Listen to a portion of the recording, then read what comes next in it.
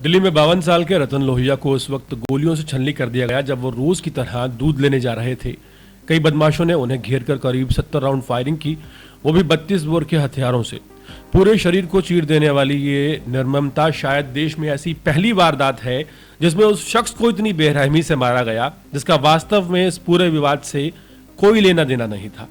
हालांकि रतन लोहिया के बेटे दीपक और अरुण लोहिया के बीच चल रहे विवाद का खामियाजा कहीं ना कहीं पूरे परिवार को भुगतना पड़ रहा है। लेकिन इस निजी रंजिश के चलते देश की राजधानी दिल्ली में पुलिस प्रशासन और खुफिया तंत्र की पोल खुल जाना बहुत ज्यादा दुर्भाग्यपूर्ण है। ये चिंता की बात है कि देश की राजधानी में विवादों का निपटारा प्रशासनिक तरीके से नहीं बल्कि अवैध हथियारों के दम पर किया जा रहा है। इस खूनी संघर्ष की शुरुआत साल 2025 मई में हुई थी जब छतरपुर मेट्रो स्टेशन के पास दिन दहाड़े अरुण लोहिया को गोलियों से भून दिया गया था। अब उस वारदात का बदला लेने के लिए उसके परिजनों ने इस हत्याकांड को अंजाम दिया है। दक्षिणी दिल्ली के आया नगर में 52 साल के डेयरी मालिक रतन लोहिया की हत्या में 32 बोर की पिस्टल और रिवॉल्वर का इस्तेमाल किया गया था। हत्या आरोपियों ने दोनों हथियारों से 70 से ज्यादा गोलियां दागी थी। पुलिस ने मौके से बरामद खोखे देखकर हथियारों का अंदाजा लगाया है। दिल्ली पुलिस की शुरुआती जांच में पता चला है कि आपसी दुश्मनी में हुआ हत्याकांड के अरुण के फरीदाबाद में रहने वाले मामा ने भांजे की हत्या का बदला लेने के लिए इस वारदात को अंजाम दिया है। मई के महीने में छतरपुर मेट्रो स्टेशन के पास महरौली गुरुग्राम रोड पर दिन दहाड़े फायरिंग की वारदात हुई थी।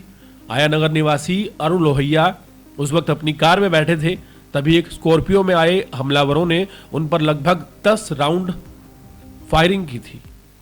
उन्हें कई गोलियां लगी थी और हालत गंभीर थी, अस्पताल ले जाया गया। घटना तकरीबन दोपहर 1 बजे हुई थी। वहां पर मौजूद लोगों ने बताया कि अचानक गोलियों की आवाज सुनते ही लोग घबरा गए, इधर उधर भागने लगे। हमलावर फायरिंग के बाद मौके से तुरंत फरार हो गए थे।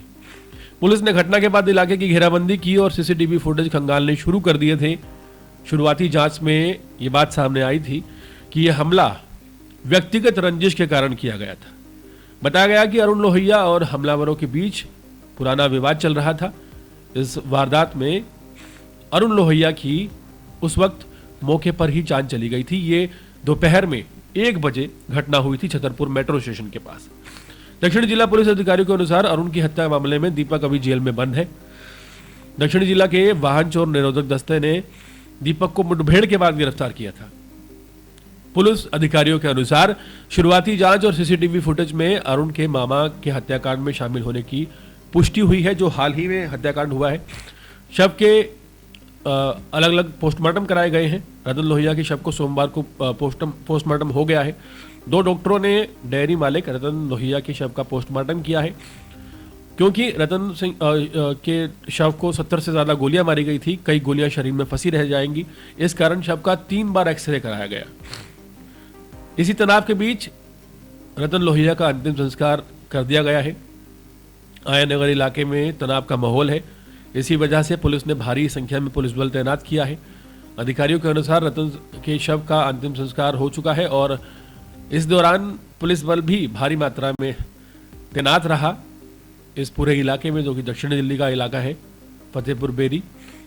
दिल्ली में रतन लोहिया की हत्या केवल एक पारिवारिक रंजिश का परिमाण नहीं है बल्कि राजधानी की सुरक्षा व्यवस्था पर एक गहरा सवाल है। जिस विवाद से रतन का कोई संबंध नहीं था, उनकी जान उस विवाद ने ले ली।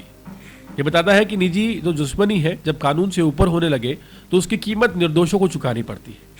अवैध हथियारों का बढ़ता इस्तेमाल, पुलिस की खामियां और खुफिया तंत्र की कमजोरी पकड़कर ये सभी मिलाकर ये संकेत देता है कि विवादों का समाधान न्यायिक प्रक्रिया से नहीं बल्कि बंदूकों से हो रहा है।